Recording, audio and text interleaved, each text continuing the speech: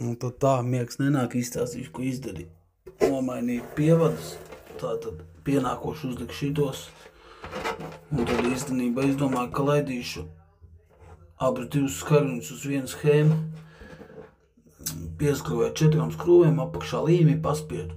Un es domāju, līdz rītam tā līme sadzīs, vēl skrūvis turēs, un tad viņš nekritīs ārā, jo 90-nieciem bieži ir tā, ka viņš vibrē, un tad citi pārdod viņas pa lēto, jo šitā ir plate vaļā atnākusi, atskrūvējusies, un viņa no basa tā troksni tā izliek, un tad daudzi pārdod. Bet viņām ir slimība, ka šitās plates nāk vaļā, un ja viņi ir tā metāla korpusā, tad tu tā gumīņa izkrīt ārā, un tad viņi līdz vibrē, un tad liekas, ka 90-nieci pizdzēts, bet nē.